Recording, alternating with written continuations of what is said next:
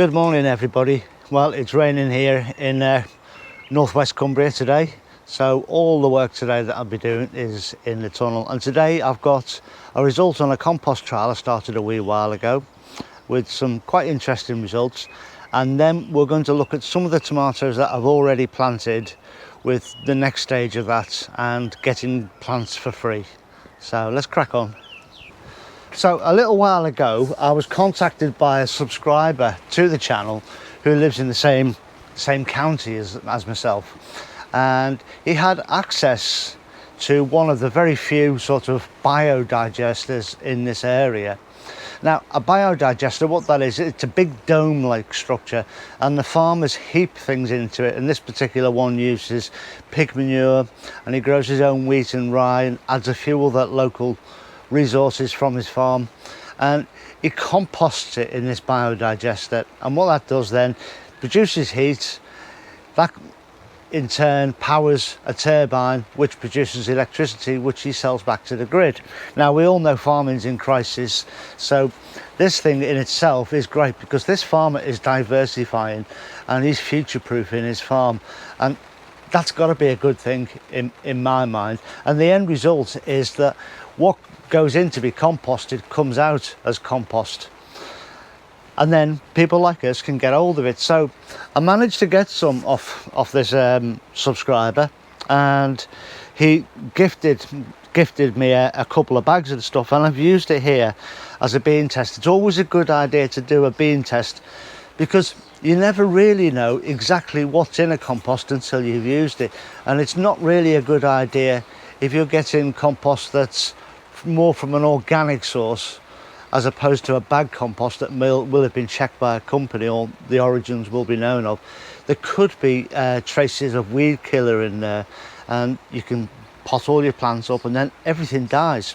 So the best thing to do is a bean test, and this is what I've done here. I've got two varieties of beans. This one is Cobra and this one is Blauhilde, and the two trays at the back, these two here, were in normal, bog standard, very cheap peat-based compost that I bought earlier this year. The two at the front are from the biodigester. This stuff is more granular. You can see it's much more granular than the compost that most people will be used to, but it still works as a compost. Now you can see these, the peat-based ones, are much higher and much better plants, and there was a time and a moment where I was thinking they're not going to do anything, it's rubbish, it's pathetic, and that's what I initially thought. But they have come through eventually. They're just much slower to germinate in this granular stuff than they are in the stuff that we know and love, that sticks together like soil. So, and the main thing is, what we're looking for with the bean test is sort of deficiencies or changes in the way the beans grow. So these have got some time to go before I can judge properly that they're working. Once these biodigestate ones at the front are as big as the ones at the back are now, then I'll have a better idea, because what you're looking for is deformities, anything that the weed killer might have affected. Once we're past that stage, then we know we're good to go and we can go on and get them planted out. And so once again, we've got a trial. This is normal peat-based cheap multi-purpose compost, and this is that biodigestate. And again, you can see the difference. The peat is much better. This salad, this is what it is. A salad mixes in a whole packet of seeds in each tray. This is rocking away and it's ready for its first cut. This is slightly behind, but even so, there's a couple of patches started, and you can see the seedlings are actually coming up. It's there, it's coming. It's just much slower than the normal medium that we're used to using, and you know, I think that's going to be a way forward. And I think if this was actually mixed with some other form of compost, which I don't really know just yet, then I think it would be brilliant. But again, we've got to wait and see how these things pan out in the end of the day. But for now, that's a little update on how these are doing. Now, this is where I've planted some of my tomatoes already, and this is one of my hot boxes. It's panelized so that it all comes together and stores away quite nicely, and it's nice and lightweight, so I can lift that with a couple of fingers. really, so I can move it wherever on the plot I want to. And this is made to the width and dimensions of all the raised beds I've got outside, so I can place it anywhere I want and use it.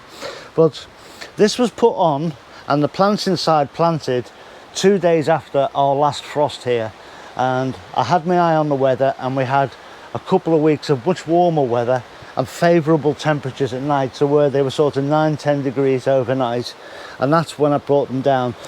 This box around them was just to give them a little bit of extra heat than they would get normally, just to power those plants on, because I want the side shoots off these. But don't need this box anymore, it's coming off today, so we'll get this done.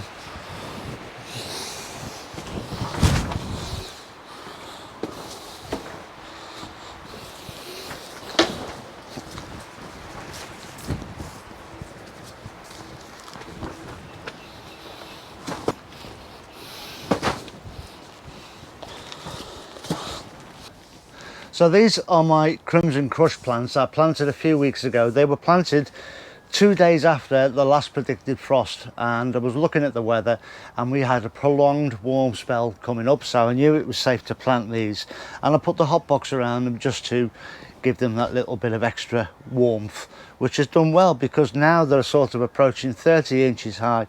But what I wanted to point out here is I've got flowers on some of these now, you'll probably be able to see. And some of these over here are massive flowers, to be honest. I haven't seen one that big for a while, but they're up at 2 foot high. Now what I'm going to be doing is taking the side shoots off and growing these plants on, and then I'll plant them in the other tunnel. But what you'll notice on them when they start to come through is the first trusses will be very low to the ground, which means you get an extra set of fruit on them. If you choose an early fruiting variety like the Crimson Crush are, then they'll set fruit quick and grow fruit quick, and you'll get the two plants worth of fruit in the same season. If you just choose one and try to do this, take the side shoots off and grow a second crop on a second plant, you might not be so lucky. It might not work. You must choose an early fruiting variety. I've not tried it on a later fruiting one yet. I might do one day, but for the minute I know this works, so I'm more than happy to do this. So that's what I'm going to do next, is I'm going to take some side shoots off, and then I'm going to get these all caned up and sorted out today so that they're ready, and then I can get my next batch of tomatoes planted over there on another day. Now what can be confusing for some people is the side shoots themselves and where they come from and what parts to take off. Now I'm going to focus in on this side shoot here just to show you, but if you look at the stem, we have a leaf coming off here, and we have a side shoot between the stem and the leaf, and you come up further up here, the stem comes up here, and we have this leaf, and between the leaf here and the stem here there is another side shoot. Just take hold of that and take hold of the stem and just very gently pull it off. Now all we need to do is plant that.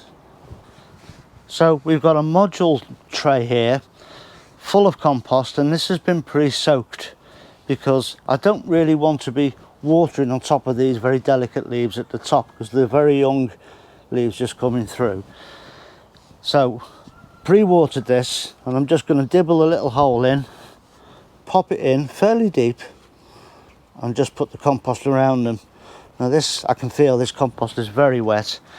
What will happen over this next week is these leaves will droop, and it will look, for all intents and purposes, like it's dead. But give it time, because the hairs on the stem of that little plant there will start to grow out and grow roots and grow away into that soil. You've already pre-watered it, so you don't need to do anything for a good week or so now. And then eventually you'll see the leaves start to pick up and it will start growing away, and that is your new tomato plant, which is a mini-me of the plants that we just took it from. And you get your first fruit very low down to the ground, probably 6, 8, 10 inches off the ground, which is much better than the ones that are currently in flower now, which are sort of 24 inches off the ground. It's an extra free truss, and these are extra free plants. I'll go over all these tomatoes now and I'll fill this tray up, and that'll have 15 plants, for free to fill the other polytunnel. Now there's 3 of these. Believe it or not, these for Sideshoots are just far too big to put in a module tray, so I'm going to plant them straight in the ground. And this, to be honest, is how I've always done it in the past, but I thought this year I would try putting those others into module trays. Now not all of these will take, but I usually get somewhere around a 70 or 80% success rate with them. Sometimes you'll get 100%, not all the time now. So there we go, there's my little tray potted on Sideshoots, 15 in there, 3 big ones, 18 free plants from 8. And in another week or 2 I could pick all those again, the same amount off these plants, and keep it going.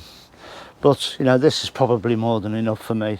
I sometimes just do it extras as backups in case a plant dies or I break it or stand on it or something, which I'm prone to do.